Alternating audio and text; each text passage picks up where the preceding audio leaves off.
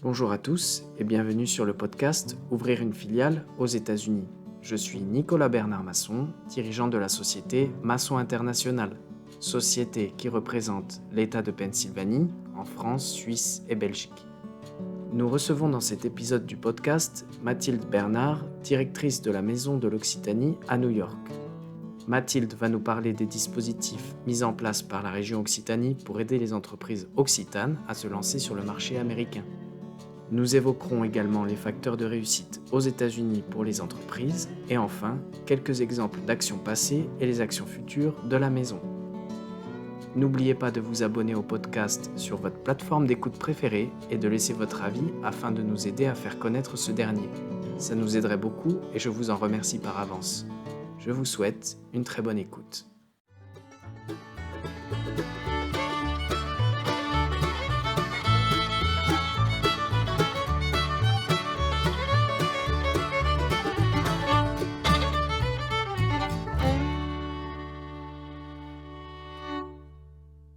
Bienvenue Mathilde, merci beaucoup de rejoindre l'épisode du podcast.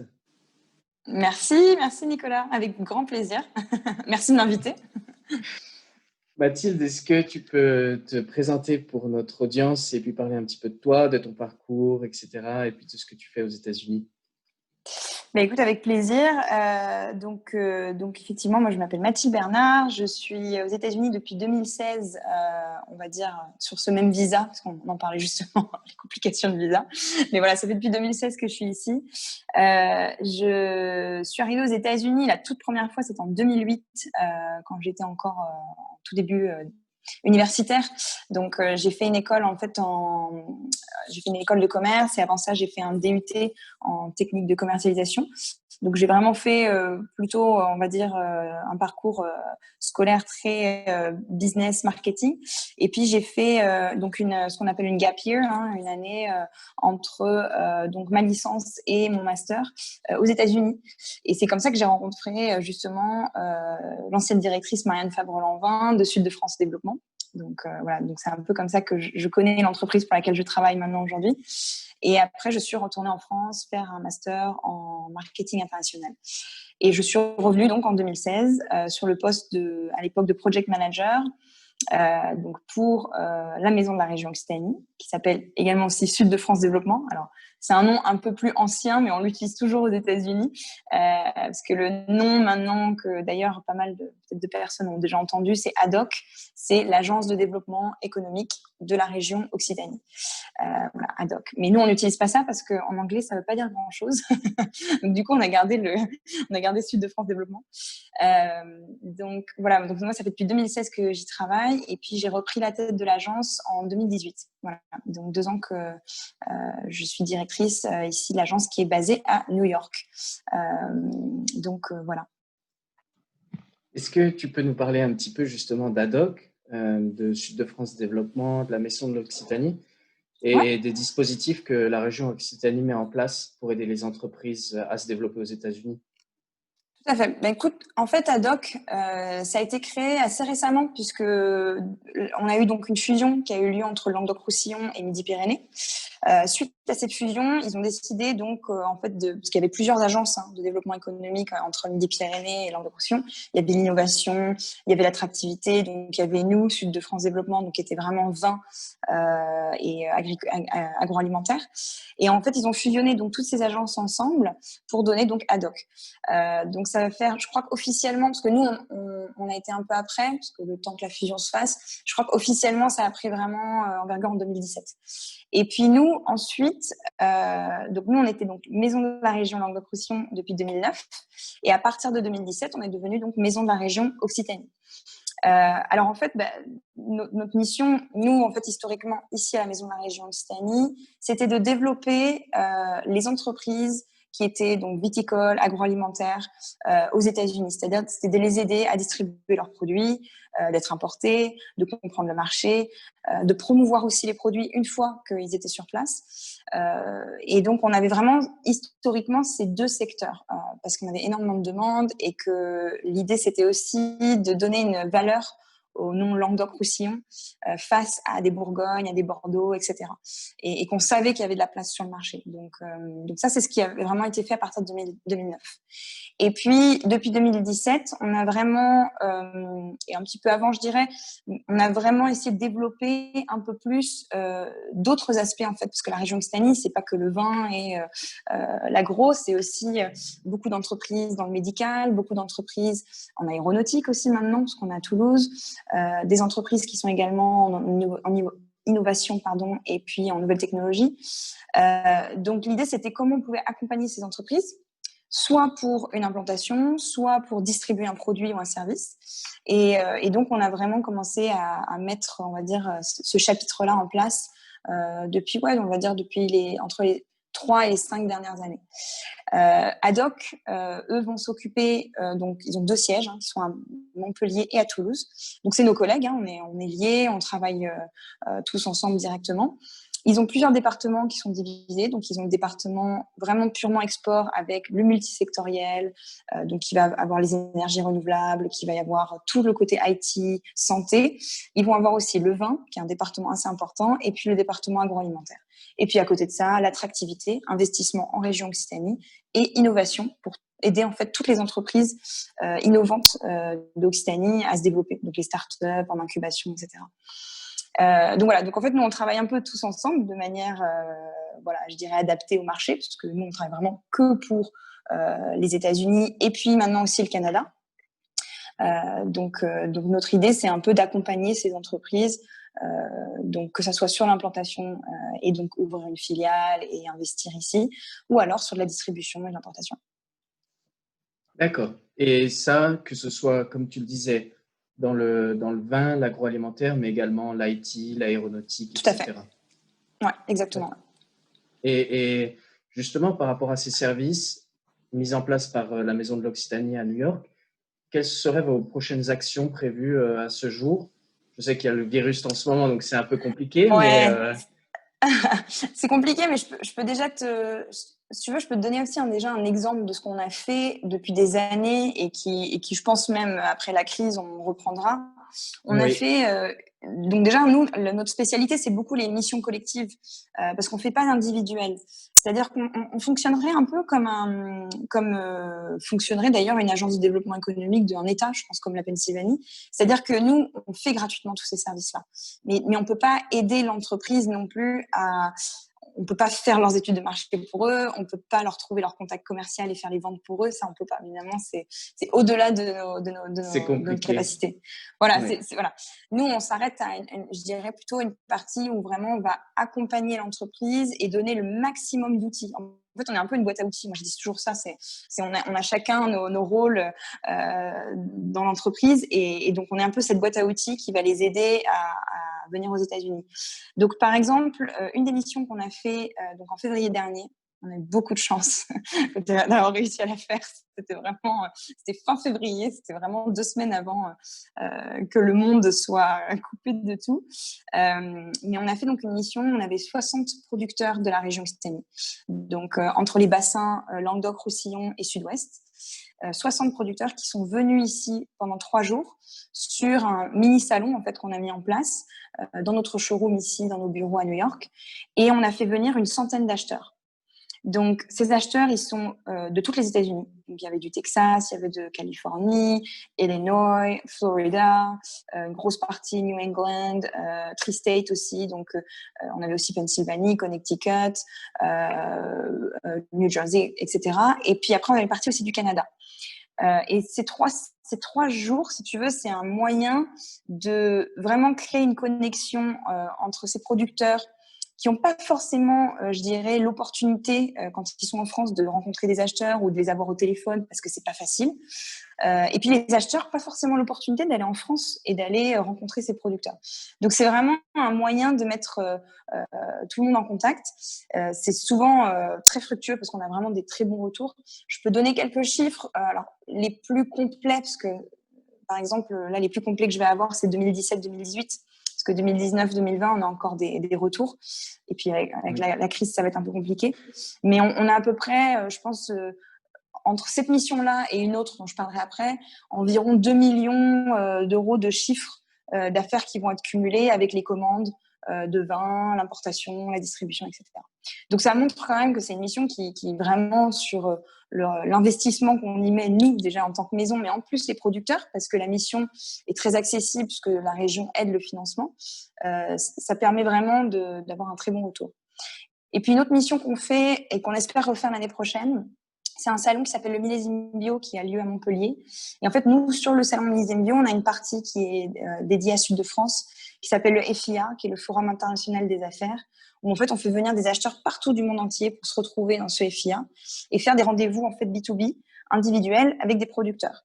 Et en fait, ils vont se rencontrer la veille, goûter les vins, ils vont pouvoir choisir leur rendez-vous sur une plateforme et ensuite rencontrer pendant une session de 40 minutes le producteur. Donc ça, c'est aussi une super mission qui permet de faire venir les acheteurs directement en France. Donc souvent des gros acheteurs qui ont besoin d'aller à la rencontre des producteurs, aller voir les domaines en fait aussi pour pouvoir voir les capacités d'export, etc. Donc ça, c'est aussi une très belle mission que nous, on accompagne donc pour la partie Canada et États-Unis. Donc ça, c'est pour la partie vraiment vin. Et puis après, une autre action qu'on n'a pas pu faire cette année, malheureusement, parce que le Fancy Food Show n'a pas eu lieu à New York. Alors, Fancy Food Show, pour ceux qui ne connaissent pas, c'est un très, très grand salon d'agroalimentaire et d'épicerie fine des produits qui viennent du monde entier. C'est très, très grand. C'est au Javits Center à New York. Et généralement, on participe tous les ans avec donc Business France qui a tout un espace donc pour la France. Et donc, nous, on a un espace région Occitanie, vraiment avec des entreprises de la région. Donc, on est environ entre 6 et 10 entreprises par an, ça dépend. Et là, on fait venir, nous, des acheteurs qu'on connaît, qui seraient intéressés de les rencontrer et puis de participer au Fancy Food Show sur des sessions individuelles, de rencontres, d'échanges, etc. Donc, voilà. Donc, c'est un peu ce genre de mission qu'on fait tous les ans, c'est-à-dire des missions un peu groupées. Et puis après, où on peut donner, je dirais, l'opportunité à ces entreprises de rencontrer des experts pour les aider plus individuellement, par exemple sur de l'étude de marché ou de l'accompagnement ciblé, etc. D'accord. Et au niveau du Fancy Food Show, alors je suis un peu curieux parce que je sais que le coin New York, New Jersey, Pennsylvanie, c'est très agroalimentaire. Il y a beaucoup de sociétés agroalimentaires internationales et puis américaines qui sont dans ce coin-là. Est-ce que vous faites quelques jours en parallèle aussi du Fancy Food Show pour visiter la région, ou bien est-ce que vous amenez les entreprises en face d'acheteurs en dehors du salon, ou c'est vraiment que sur le salon? Alors, on fait un peu les deux. C'est-à-dire que, en fait, ça va dépendre des années. Il y a une année où on avait vraiment fait moitié-moitié. C'est-à-dire qu'on avait fait toute une partie vraiment de présence sur le salon où les acheteurs se déplaçaient. Et après, les acheteurs parce que là, c'était des acheteurs qui se déplaçaient loin, en fait. Ils venaient de Californie, etc. Donc eux, il fallait vraiment qu'on ait un point de rencontre. Donc, soit on le faisait au bureau avant le salon, soit on le faisait sur le salon.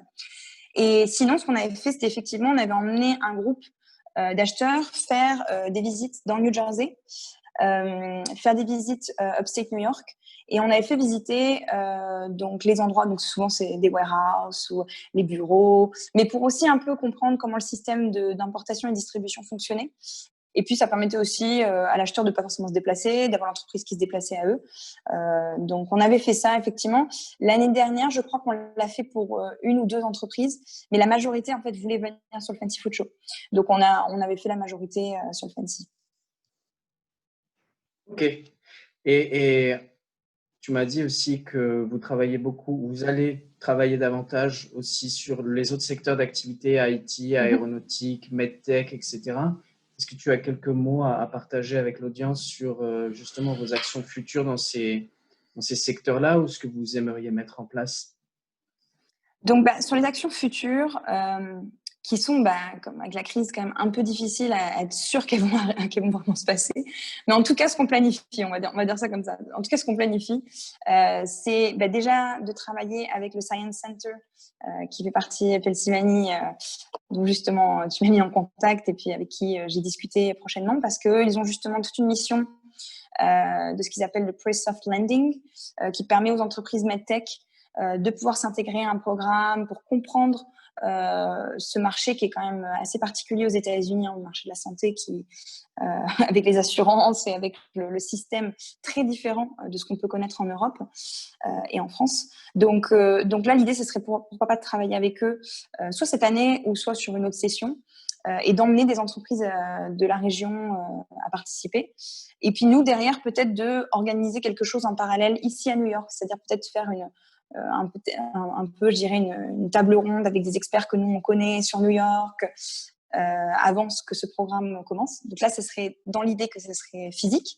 Si c'est virtuel, bon, bah, à ce moment-là, nous, on mettra peut-être en place plutôt un webinaire d'accueil pour expliquer ce que la maison fait. Je reviendrai d'ailleurs là-dessus parce que je n'ai pas parlé effectivement de l'outil maison qui est encore différent de ce que nous on met en place. Et puis, on a aussi donc l'idée de pouvoir, alors pareil, on ne sait pas trop où ça en est, de faire participer des entreprises de la région au prix Galien. Donc le prix Galien, c'est un prix qui est remis aux entreprises qui sont dans le système, dans le secteur de la santé et technologie, donc de la medtech, et qui en fait travaillent en parallèle avec soit un institut ou soit une entreprise américaine et qui ensemble ont eu un projet d'innovation. Et ils sont récompensés pour ce projet. Donc là, il y a beaucoup d'entreprises en jeu et nous, on a 4 entreprises de la région Occitanie qui participent cette année. Sauf que voilà, on ne sait pas trop encore actuellement comment le format va se dérouler. Mais l'idée, ce serait de pouvoir allier en tout cas cette session MedTech et puis ce prix Galien, que ce soit les mêmes entreprises ou d'autres. Mais en tout cas, d'attirer un peu plus des entreprises de chez nous à y participer. Et puis ensuite, on a quand même le CES qu'on organise. On organise donc toute une mission. Ça va faire depuis 2016, je crois. Donc, ça fait déjà depuis quelques années. Où, en fait, on emmène des entreprises de la région, environ une vingtaine, ça dépend chaque année, sur un énorme stand qui a lieu donc sur l'Eureka Park. L'Eureka Park, pour ceux qui ne connaissent pas, au CES, c'est l'endroit où, en fait, les startups débutent. C'est vraiment les early stage, comme on dit, vraiment ceux qui sont en premières étapes. Et qui souvent ont des solutions innovantes qui n'ont pas encore eu le temps d'être développées. Et donc, nous, on a généralement donc, ce stand avec une vingtaine d'entreprises qui sont justement à ce niveau-là et qui permettent de rencontrer énormément d'investisseurs, de distributeurs, de rencontrer aussi des États, des représentants d'États qui viennent les voir pour peut-être voir s'ils peuvent les aider à s'implanter après à la suite. Donc, le CES, c'est vraiment super tremplin. Nous, on a vu des réussites incroyables grâce au CES. On a vu des contrats signés sur les stands. Enfin, c'est vraiment une mission auquel on tient à cœur. Et cette année, malheureusement, je ne sais pas si tu étais au courant, mais effectivement, le CES n'aura pas lieu en 2021. Du fait qu'on ne sait pas encore comment la crise sera gérée en janvier. Mais en tout cas, on espère pouvoir continuer les autres années et on a des entreprises qui sont très intéressées chaque année. Donc voilà. Donc ça, c'est en tout cas pour la partie, je dirais, plus autre secteur. Tu voulais mentionner les services de la maison avant peut-être de passer au facteur de réussite aux États-Unis, puisqu'on évoquait ça avec les contrats signés sur les salons, mais peut-être les services de la maison. Exactement. Parce que c'est vrai que tout à l'heure, on a parlé vraiment de ce que nous, on met en place, parce qu'on est une petite équipe de 3, donc on met pas mal de petites choses en place. Mais en fait, la maison, dans la manière dont elle a été créée, et ça revient dans l'idée de, je disais, on est un peu une boîte à outils, c'est qu'en fait, nous, on a donc un showroom, on a donc un showroom qui est quand même assez grand. On a également toute une partie d'office, en fait, je cherche le mot parce que j'arrive plus à le retrouver, open office, on va dire, open desk, comme on dit maintenant, où en fait les entreprises de la région Occitanie peuvent venir gratuitement jusqu'à 9 mois utiliser un de nos bureaux et puis utiliser également la salle de conférence. Ça peut être pour rencontrer par exemple des investisseurs, rencontrer des distributeurs, etc. Ici aux États-Unis. Et donc, ce service-là, en fait, on l'a mis en place depuis déjà 10 ans. On a vu beaucoup d'entreprises y passer. Je ne saurais pas dire combien, je n'ai pas le chiffre exact en tête, mais je dirais qu'on a eu au moins plus d'une vingtaine d'entreprises qui sont vraiment restées. Alors, je ne parle pas du ponctuel, parce que là, il y en a eu beaucoup plus, mais qui sont restées de manière un peu plus long terme sur ces desks.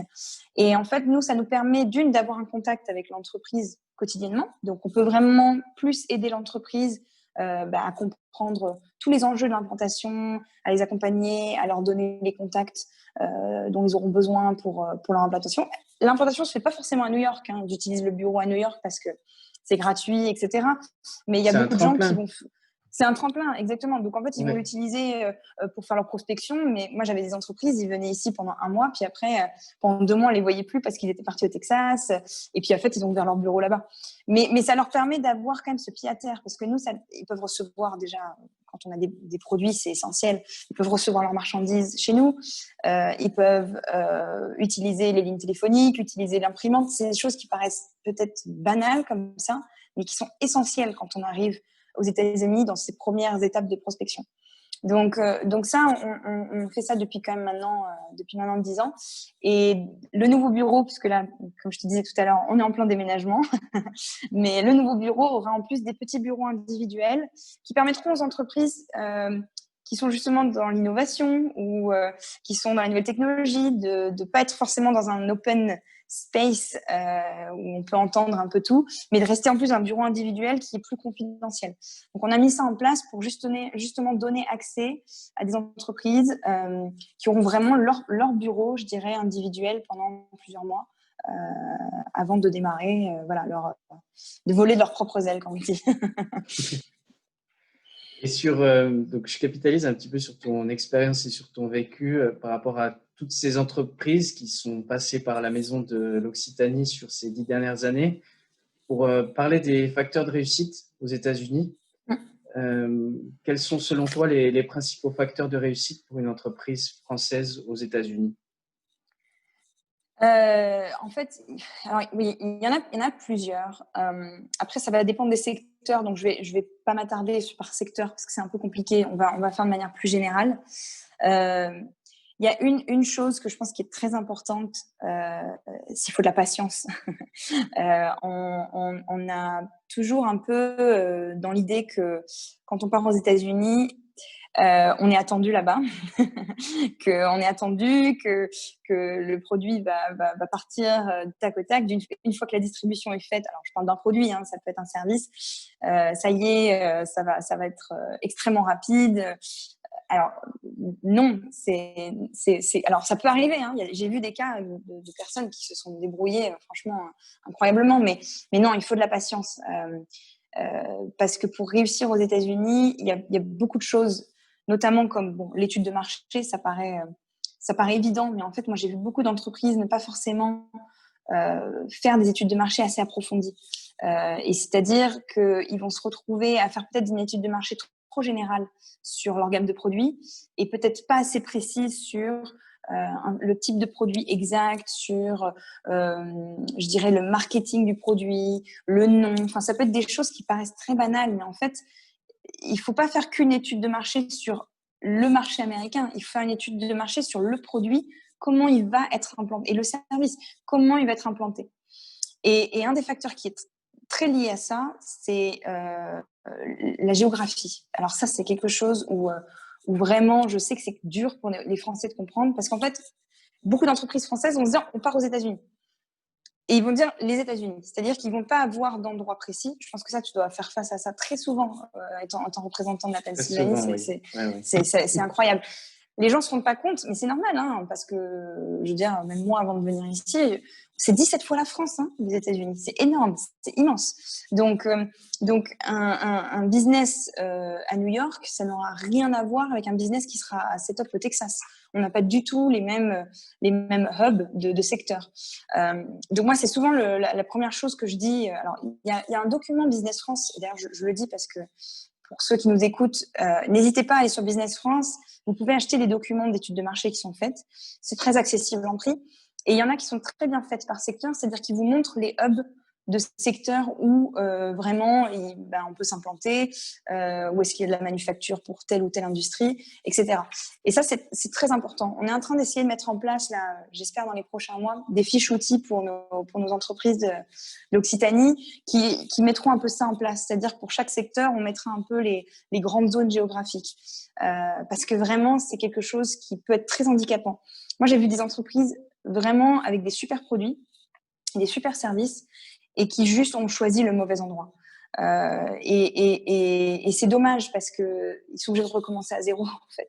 Parce que entre les États, tout est différent. Les lois sont différentes. Euh, faire une incorporation d'entreprise à New York, c'est pas la même chose que de la faire en Californie. Donc, il faut recommencer. Donc, ça, pour éviter justement, je dirais, du retard sur le début de l'entreprise, c'est vraiment faire attention à ça. L'étude de marché au sens géographique. Et puis, il y a un autre point qui plaît pas trop quand je le dis, mais malheureusement, il faut l'entendre, c'est tout le côté financier. C'est-à-dire que quand on veut venir comme un pays dans les États-Unis, il faut de l'investissement financier. C'est pas l'Europe. Il va falloir payer beaucoup de choses en plus. On n'a pas, parce que bon, déjà, on va pas rentrer dans tout le détail. Je pourrais en parler un peu plus tard, mais il y a tout l'aspect immigration qui coûte très cher. Il y a tout l'aspect de création d'entreprise, d'assurance maladie, qui vont vraiment être des coûts importants pour les entreprises. Et alors, si par exemple vous employez quelqu'un en local, sachez que les salaires, quelqu'un qui va être à New York, qui va être à Chicago, dans ces grandes villes, c'est pas du tout les salaires qu'on aura quelqu'un qui est basé à Bordeaux, à Nantes, ou voire même à Paris. On est sur des salaires qui sont quand même beaucoup plus importants. Et ça, souvent, c'est des entreprises qui vont avoir du mal à voir ces aspects-là. C'est pour ça aussi que l'étude de marché est importante, parce qu'il faut se rendre compte de l'argent qu'il va falloir mettre. Et puis donc, qui est un peu lié à ça, mais différemment, c'est le prix des produits ou des services. Beaucoup d'entreprises ne font pas d'études sur combien va coûter le prix de leurs produits aux États-Unis. C'est-à-dire qu'ils vont voir vraiment l'aspect, voilà le prix que ça me coûte moi à ma sortie de cave, je pense, parce que je pense aux producteurs, parce que j'ai vu ce cas-là très souvent arriver sur des producteurs de vin. Mais en fait, il faut penser que donc le prix va, donc déjà ce prix que vous avez de base, il va passer par la distribution, il va passer par les taxes, il va passer par la distribution. Donc c'est x4 à peu près. Un tarif qui part de chez vous, un tarif qui arrive sur une étagère, c'est x4. Donc généralement, il y a beaucoup d'entreprises qui vont se dire ah ben non, mais moi je fais x4, je vais pas chercher à négocier, c'est comme ça. Oui, mais il faut arriver aux États-Unis. Si votre prix il est bien plus haut que tous les autres produits et que vous êtes en plus en train de vous intégrer, il va y avoir une difficulté.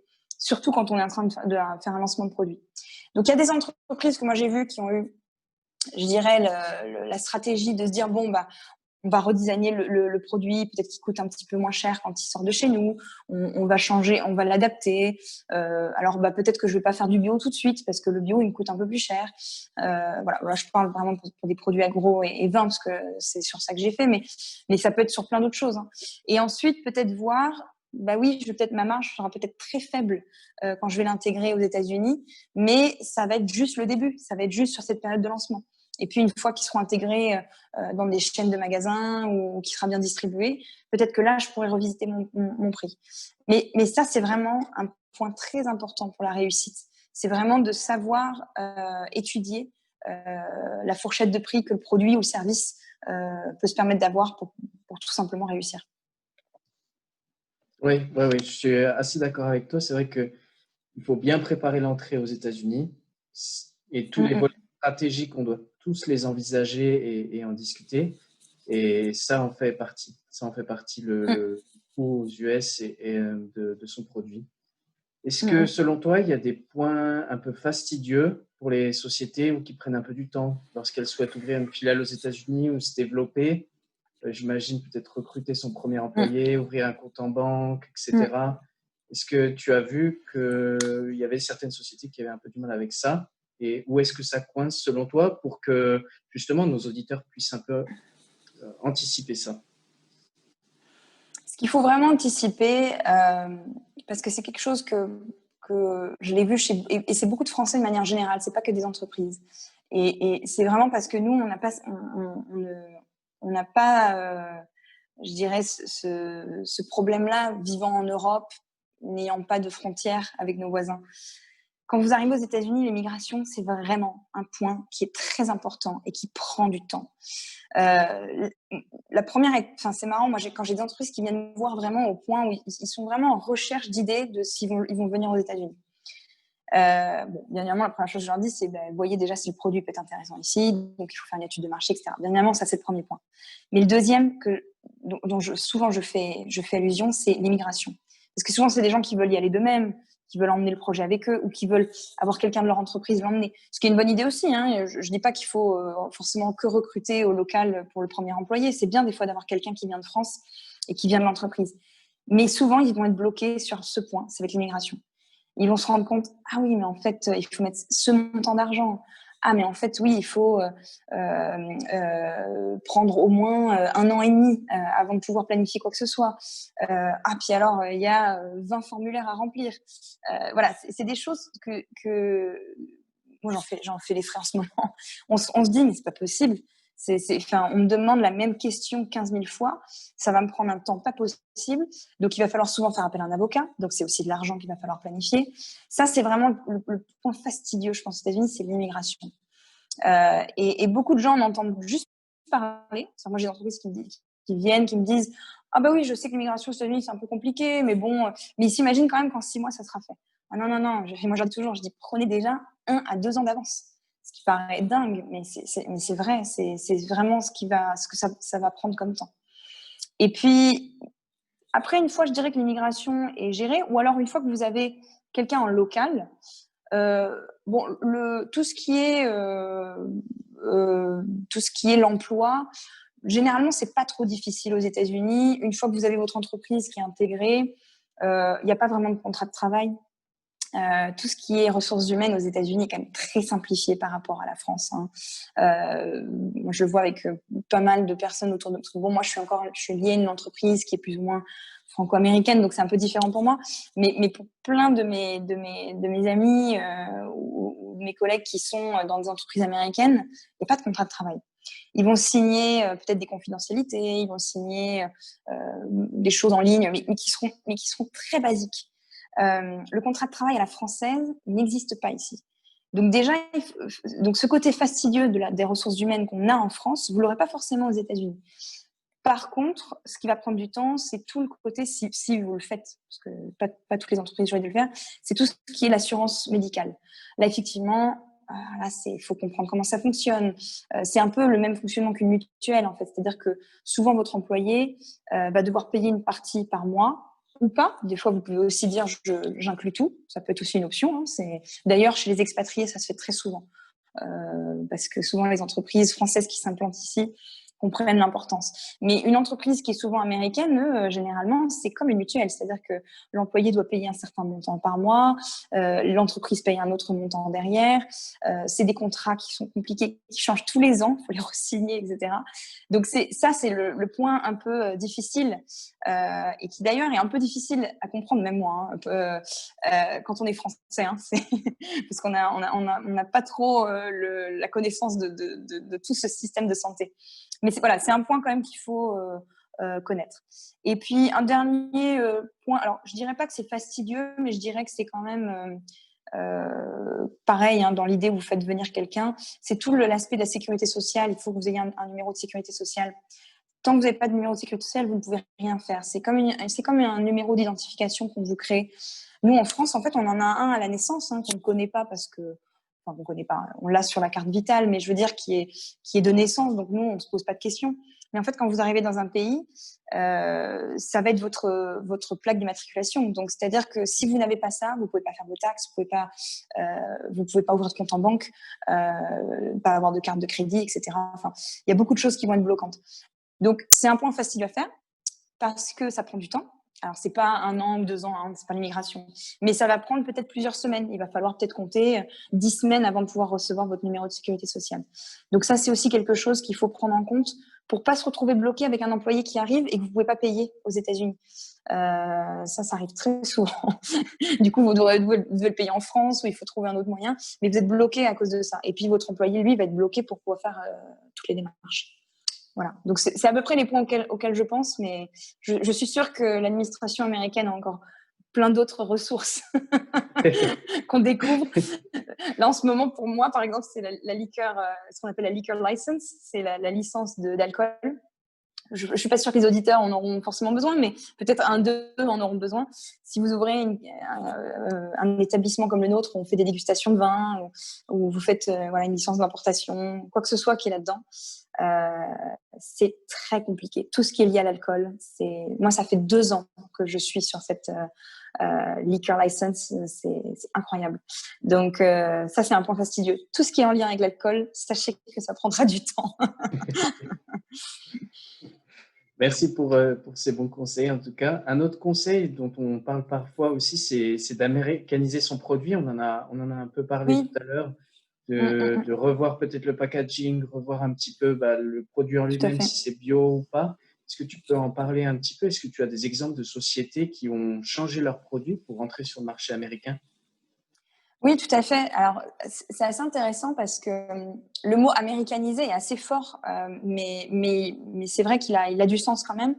Alors, pourquoi je dis qu'il est assez fort, c'est parce que pas mal de produits sur lesquels nous, on aide à développer ici, c'est souvent des produits très régionaux.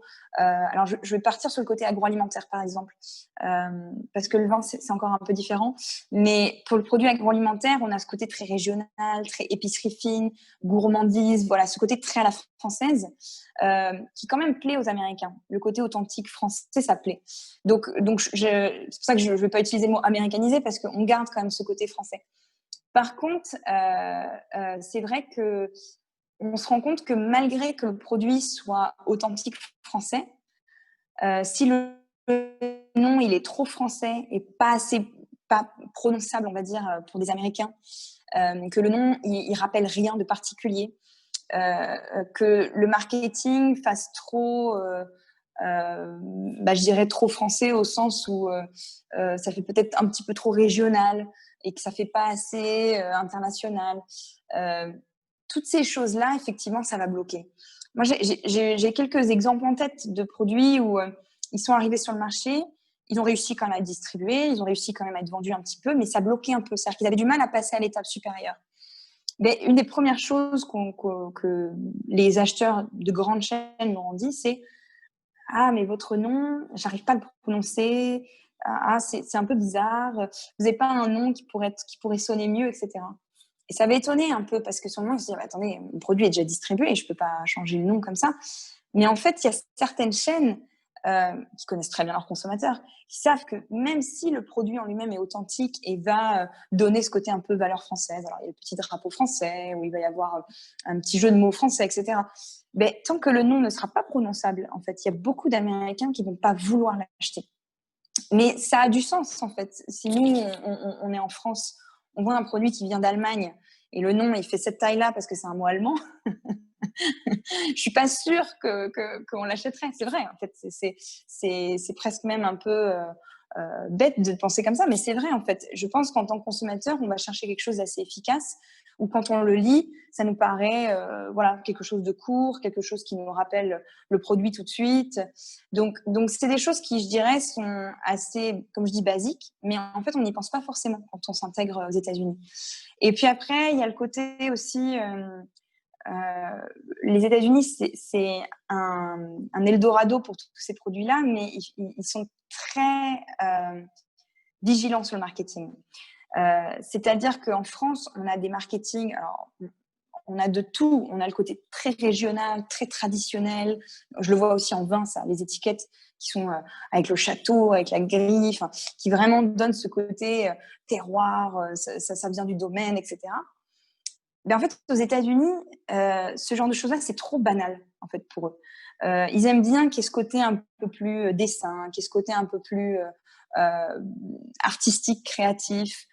Ça leur parle tout de suite. Et pas que dans le vin, mais beaucoup dans le vin. Moi, je le vois avec même juste des amis qui sont consommateurs de vin. Ils achètent que qui sont américains. Ils achètent que des bouteilles qui ont que des étiquettes pas possibles, hyper créatives, ou des noms qui sont assez sympas.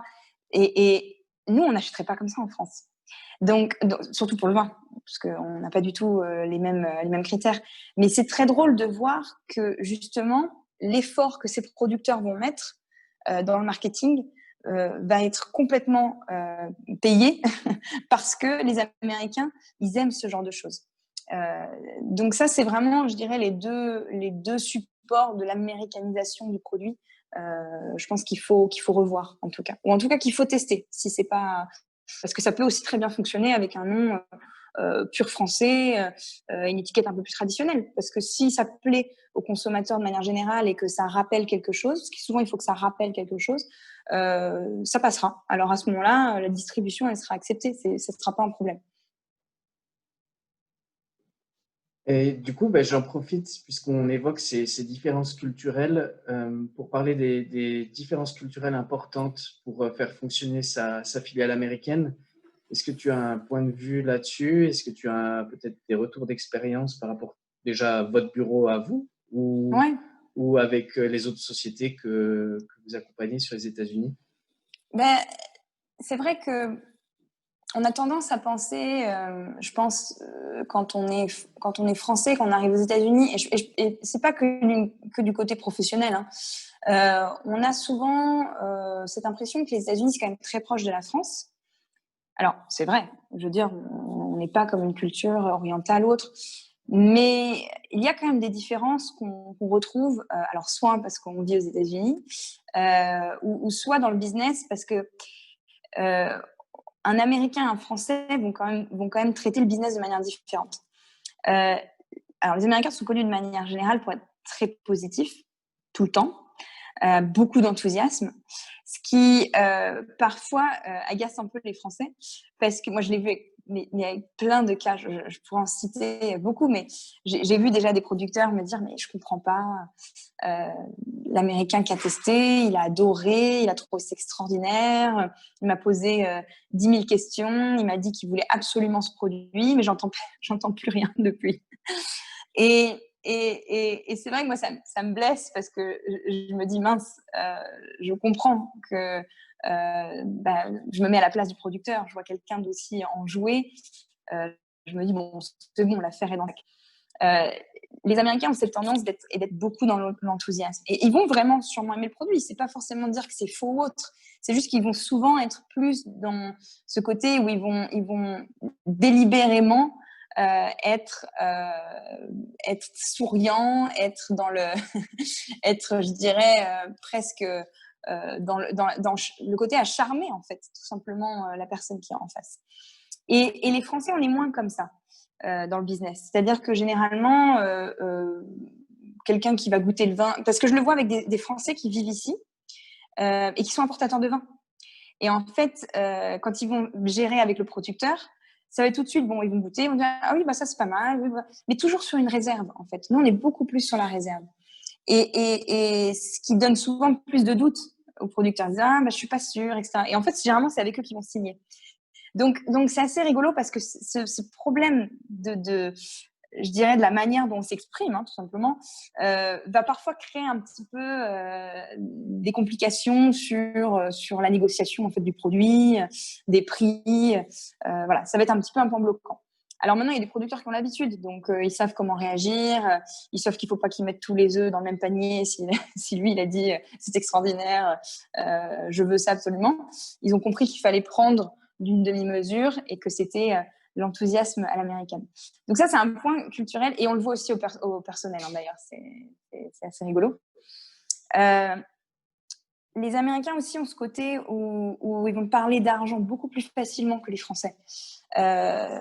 J'ai déjà eu des entreprises qui ont été un petit peu choquées des fois au moment avant des signatures de contrat, mais au moment où ils étaient un peu dans l'explication du produit, etc., d'avoir les Américains qui tout de suite ah oui mais combien, ah puis combien ça, et puis combien vous achetez, enfin tout de suite dans les détails en fait financiers.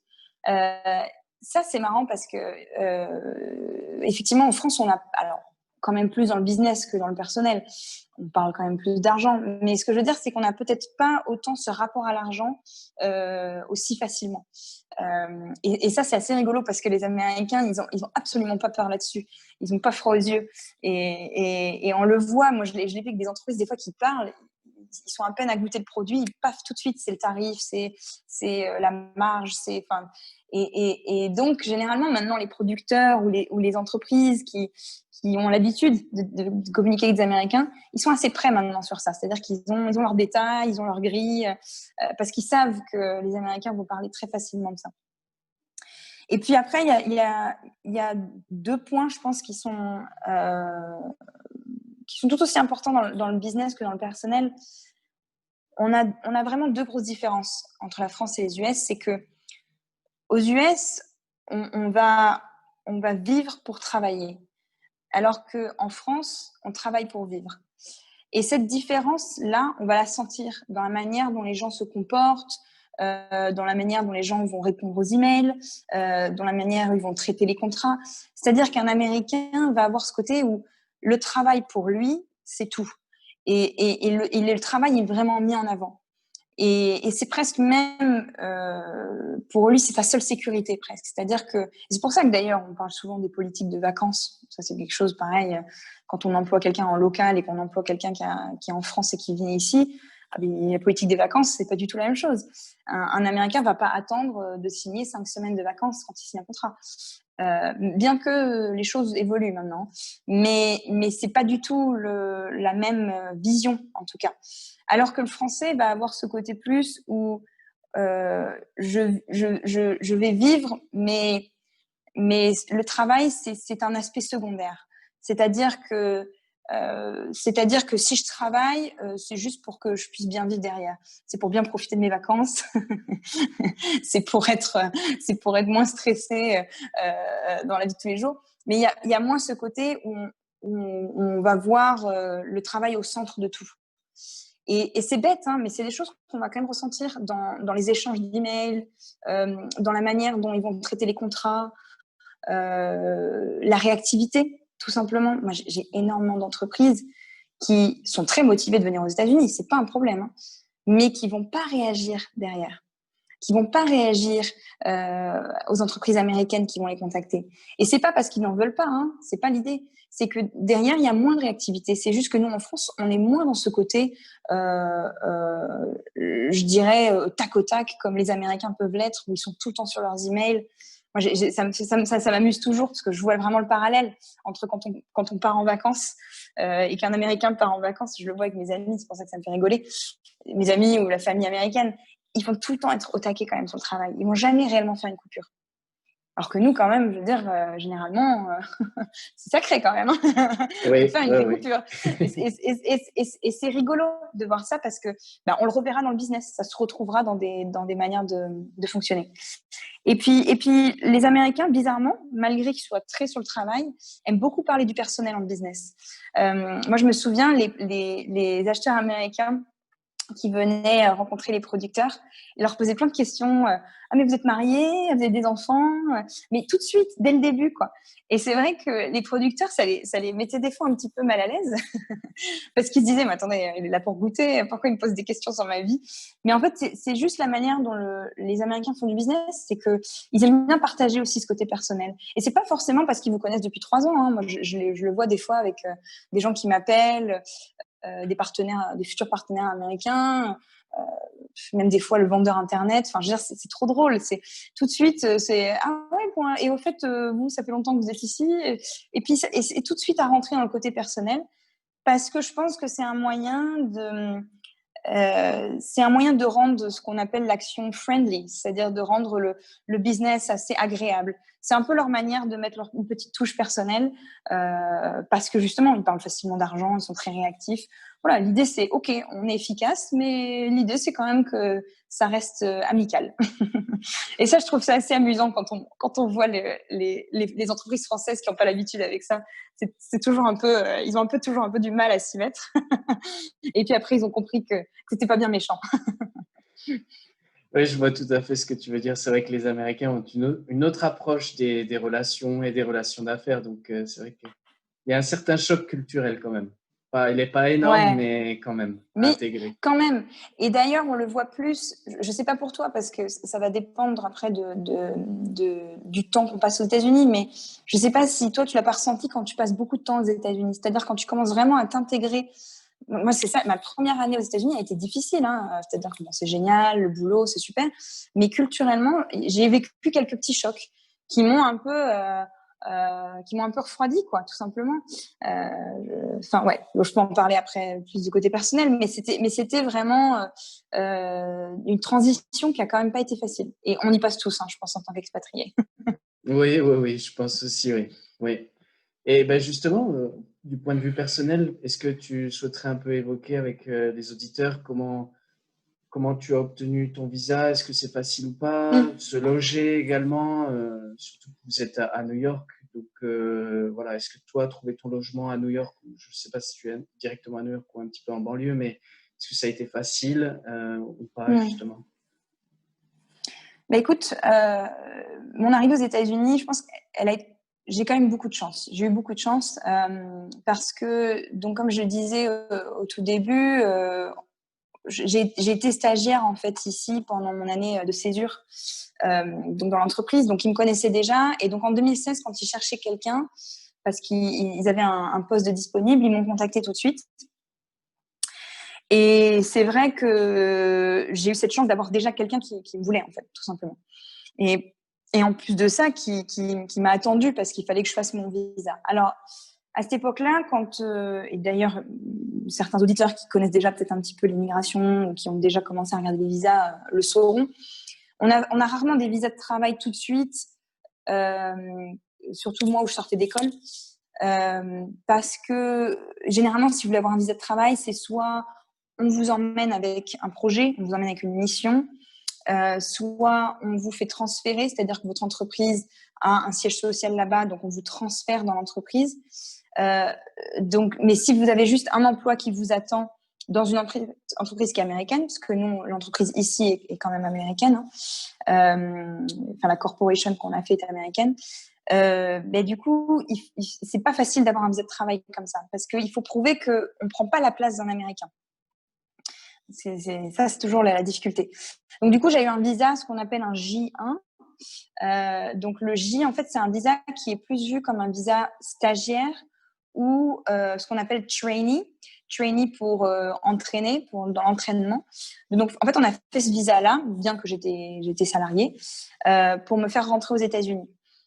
C'était un visa de 18 mois, donc ça m'a permis quand même d'avoir 1 an et demi tranquille. Et puis, une fois arrivée sur les États-Unis, là, j'ai fait une demande de visa E2, qui est mon visa actuel, qui est un visa investisseur. Alors, ce visa-là, il n'est pas disponible pour toutes les entreprises, parce qu'il faut être une entreprise donc française, implantée aux États-Unis, ou en tout cas qui prouve qu'elle est financée par une entreprise française, parce que nous, l'entreprise, elle est américaine, comme je disais, mais on est financé par la France. Donc, en prouvant ça, on peut faire une demande de ce qu'on appelle E2. Donc, moi, j'ai eu de la chance, je l'ai eu assez facilement, parce qu'à l'époque, c'était pas comme maintenant, il n'y avait pas autant de critères. J'ai eu un visa de 5 ans, maintenant, on peut plus avoir 5 ans. Donc, voilà, il y a beaucoup de choses dont c'est pour ça que je dis que j'ai eu quand même beaucoup de chance, parce que je suis arrivée avant que tout change dans l'immigration. Et donc, après, donc là, je suis toujours sur ce visa-là. Et puis, j'ai rencontré mon mari, donc maintenant qui lui est américain. Donc là, maintenant, je suis en procédure. Je démarre tout juste, là, cette semaine, de green card. Donc, via un mariage. Quand on est marié, américain, on peut demander une green card. Donc là, la green card, ce que je te disais tout à l'heure, c'est un peu le sésame qui ouvre un peu toutes les portes et qui permet de pas forcément être attaché à une entreprise. C'est-à-dire qu'après ça, je pourrais travailler un peu partout. Et puis, c'est tout simplement un peu comme la carte de séjour en France. C'est juste que ça permet de pouvoir rester ici et de plus vraiment avoir de date de fin de visa, comme c'est le cas. On peut renouveler facilement la green card. On est moins bloqué. Et puis, pour le côté logement, écoute, moi, quand je suis arrivée, ça a été un peu compliqué. Ça me fait toujours rire d'en parler parce que c'est une très bonne représentation du logement à New York.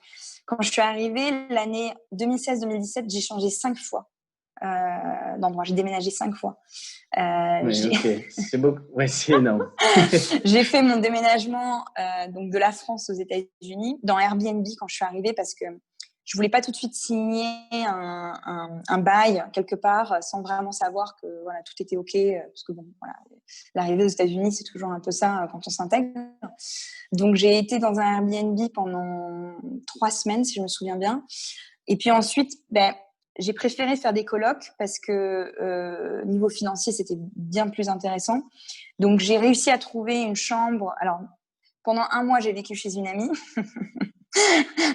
On partageait le même studio, c'était très drôle. C'est vrai que c'est bien parce que bon, c'est ma meilleure amie, hein, donc on se connaissait bien. Mais c'est vrai que quand tu partages un mois de studio à New York, on se dit qu'après ça, tout est confortable. Donc ensuite, j'ai trouvé une chambre dans une colocation de quelqu'un que je connaissais. Donc c'était une toute petite chambre. Je payais $900 par mois, ce qui est énorme, mais c'était tout petit. Mais c'était très confortable. J'étais très bien placée. Donc c'était quand même très agréable. Et puis ensuite, j'ai réussi à trouver un studio qui était assez correct niveau prix, qui était à Harlem, un quartier où moi je connaissais déjà bien parce que j'avais déjà vécu là-bas, que j'aimais beaucoup, etc. Et puis ensuite, j'ai emménagé avec à l'époque qui était mon petit copain, maintenant mon mari, et donc ça nous a permis quand même de financièrement être beaucoup plus à l'aise tous les deux. Et voilà. Et là, je viens de réemménager dans un nouvel appartement.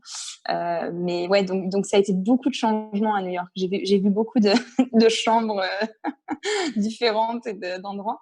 Donc c'est pas facile, mais après, ce qu'il faut savoir pour beaucoup de gens qui arrivent aux États-Unis et qui ont un peu peur de pas trouver de logement, dites-vous que vous pouvez toujours trouver un logement dernière minute. New York, ça c'est assez incroyable. C'est-à-dire que moi, je connaissais des gens qui m'écrivaient, me disaient ah, bah, je cherche une chambre quelque part. J'ai au moins 3 personnes à qui je connecte. La personne a une chambre dans les 2 jours qui suivent. C'est au moins une chambre en tout cas. Après un appartement, c'est encore autre chose.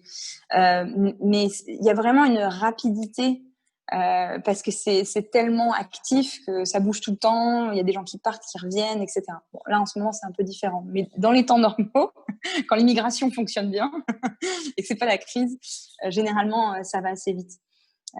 Et par contre, pour un appartement, donc ça, je le conseille souvent aux gens qui arrivent sur un visa comme le mien, par exemple un E2 ou un L1, enfin voilà, un visa de travail, et qui ont l'argent d'avoir un appartement pour eux tout seuls, que ce soit un studio ou une chambre, etc. Enfin, ce qu'on appelle un T2 en France.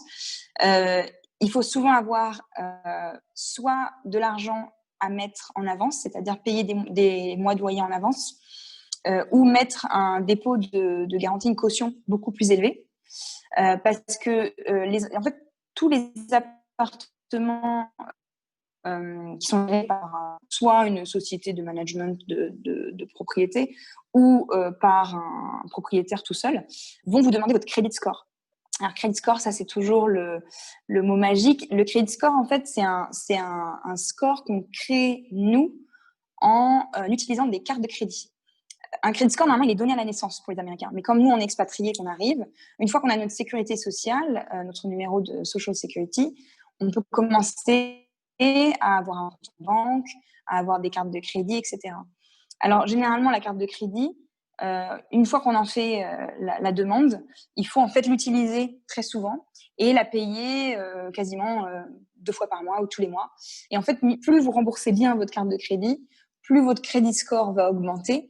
Plus le credit score est, on va dire, dans les 700, 800, etc., vous allez pouvoir avoir très facilement un appartement, en fait. Mais sans ce credit score, vous pouvez généralement pas acheter de voiture, vous pouvez généralement pas emménager ou acheter une maison, ou alors il faut de l'avance d'argent, c'est-à-dire peut-être mettre plus d'argent que prévu dans la caution, mettre plus d'argent dans la voiture au moment où vous faites le dépôt. Enfin voilà, ça peut être beaucoup de raisons qui peuvent être bloquantes. Donc généralement, je le dis, si vous avez un visa de travail, regardez très rapidement pour faire une carte de crédit. Parce que vraiment, c'est ça qui... En tout cas, si vous restez aux États-Unis pendant longtemps, sur du long terme, ça peut être vraiment un point bloquant. Et moi, ça a été le cas. Donc, c'est pour ça que je dis ça. Ouais, c'est vrai que c'est un peu compliqué. Puis, c'est un concept qu'on n'a pas vraiment en Europe. Donc, pas du tout, ouais. C'est vraiment quelque chose à garder en tête. Est-ce qu'au niveau de l'assurance maladie ou de la retraite, tu aurais des conseils ou des choses à dire? L'assurance maladie, j'en ai parlé un petit peu tout à l'heure. Moi, elle est inclue dans mon contrat, donc je la paye pas. Donc j'ai beaucoup de chance. On a eu beaucoup de chance là-dessus. Mon mari, par exemple, lui, il paye. Je crois qu'il doit payer entre 200 et 300 dollars par mois, je pense, quelque chose comme ça. Il n'a pas une assurance qui est extraordinaire, même avec ce montant. Donc ça prouve que c'est quand même très cher le système de santé. Moi, j'ai une assurance qui est une très bonne assurance qui est payée par notre employeur. Donc par exemple, quand je vais chez le médecin, je paye que un montant défini en fait. On appelle ça un copay.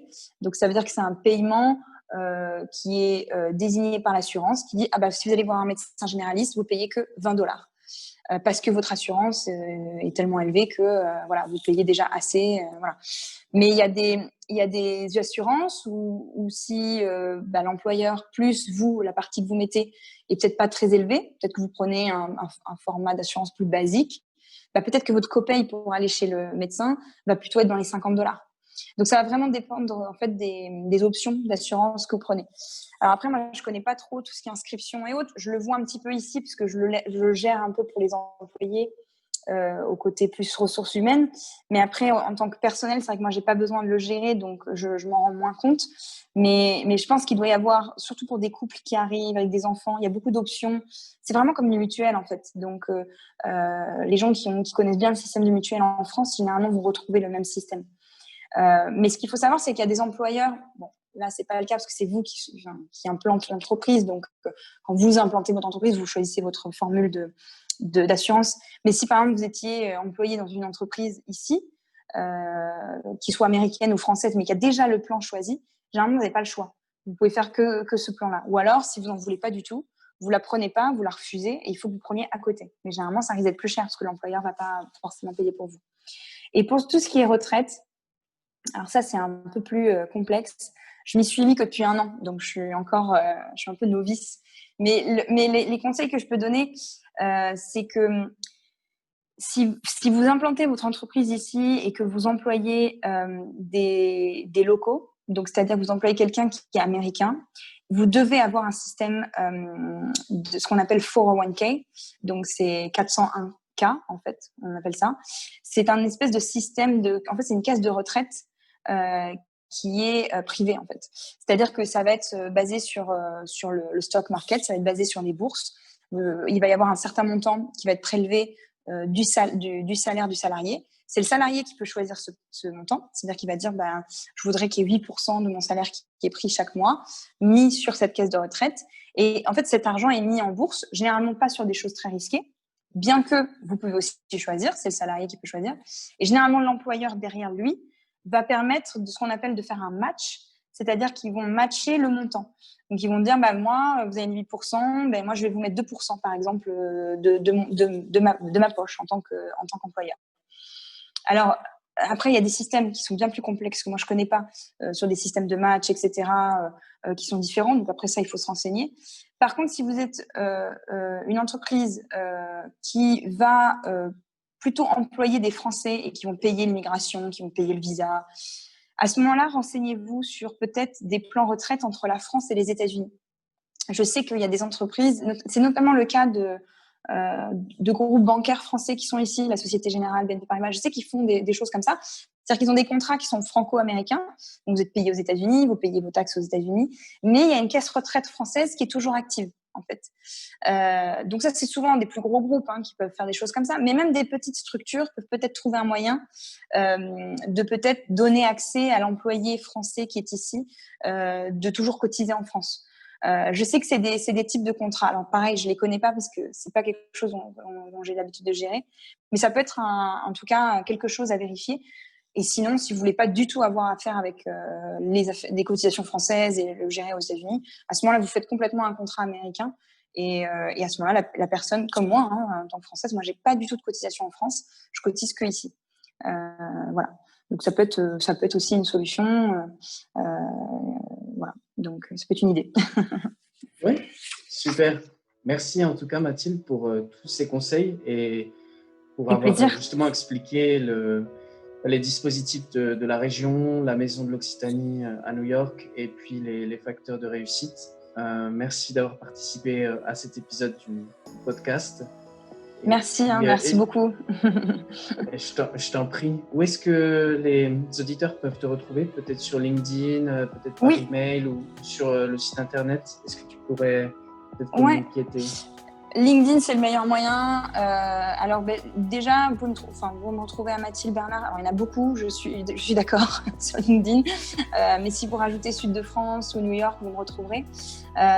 Donc, n'hésitez pas à m'ajouter. Si quoi que ce soit, des questions, sur lesquels je peux épauler, ou même des liens à partager. Je parlais de Business France tout à l'heure au niveau des études de marché, mais on a aussi, nous, pour les entreprises d'Occitanie qui nous écoutent, on a également un site donc Sud de France. Donc là, c'est vraiment pour les produits Sud de France. Donc si vous êtes produit Sud de France ou que vous voulez l'être, vous pouvez regarder dessus. Et puis après, sur le site Haddock, qui est assez complet et puis qui permet d'accéder à des fiches export.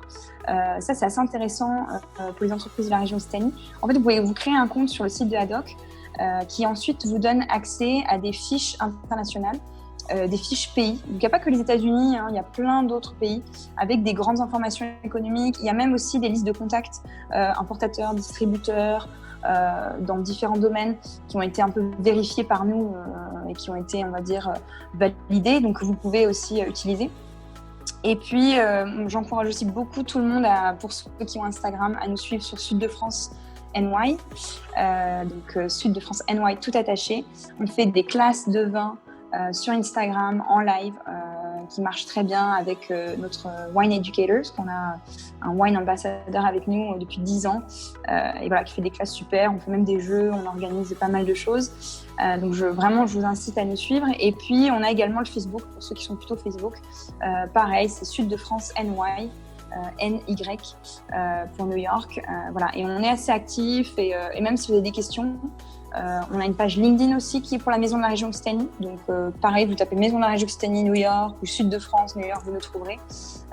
Sinon, moi, je pourrais vous l'envoyer si ça vous intéresse. Et on publie beaucoup d'informations, notamment sur ce qui se passe avec la crise.